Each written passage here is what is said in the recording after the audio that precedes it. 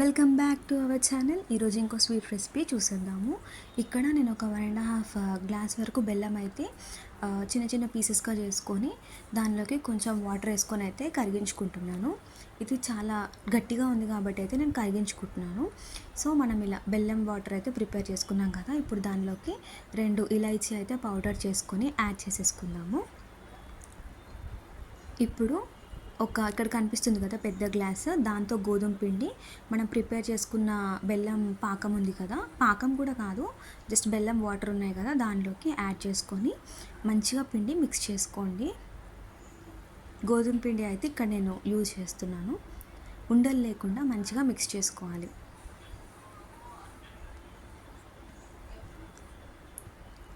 ఇలా బాగా మిక్స్ చేసుకుంటే మనకు పర్ఫెక్ట్గా వస్తాయి అన్నమాట.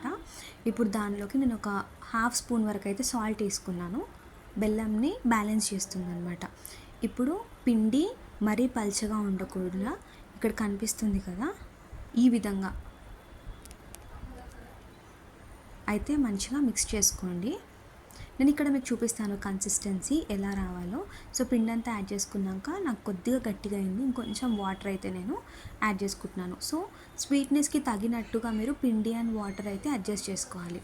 ఇక్కడ మీరు ఇక్కడైతే చెయ్యి యూజ్ చేస్తున్నాను, ఎందుకంటే స్పూన్తో ఇంకా ప్రాపర్గా మిక్స్ అవ్వదు, హ్యాండ్ పెడితే క్లియర్గా మిక్స్ అవుతుందన్నమాట. మంచిగా ఏం లంప్స్ లేకుండా ఒకసారి మిక్స్ చేసుకోండి. మిక్స్ చేసుకున్న తర్వాత ఇప్పుడు దీనిలోకి ఇక్కడ కనిపిస్తుంది కదా, ఒక చిన్న కొబ్బరి రోల్లో వేసుకొని అయితే దంచుకుంటున్నాను. దాన్ని కూడా మనం ప్రిపేర్ చేసి పెట్టుకున్న మిక్చర్లోకి వేసుకొని మంచిగా మిక్స్ చేసుకోండి. ఇప్పుడు ఒకసారి మంచిగా కలిపిన తర్వాత దీన్ని అయితే రెస్టింగ్కి ఇచ్చుకోవాలి. మనము ఒక 2 to 3 hours వదిలేస్తే పిండి మంచిగా మిక్స్ అవుతుంది. సో తర్వాత నేను ఇక్కడ రెస్టింగ్ ఇచ్చిన తర్వాత చూపిస్తున్నాను. ఇప్పుడు కన్సిస్టెన్సీ చెక్ చేసుకొని నేనైతే కొద్దిగా వాటర్ వేసుకుంటున్నాను.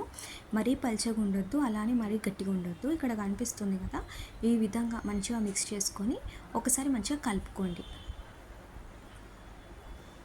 ఎక్కువ వాటర్ అయితే యాడ్ చేసుకోవద్దు.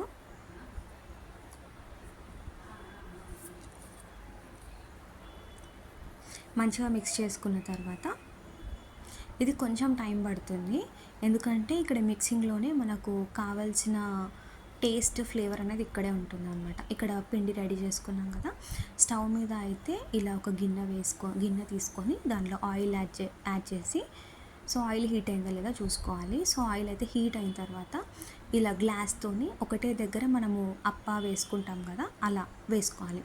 ఇవైతే గోధుమ పిండితో చేసే స్వీట్ అనమాట. ఒకసారి ట్రై చేసి ఎలా వచ్చిందో రెసిపీ చెప్పండి, చాలా చాలా టేస్టీగా ఉంటుంది. ఒకసారి మీరు ట్రై చేసి ఎలా వచ్చిందో కమెంట్ చేసేయండి. Thank you for watching.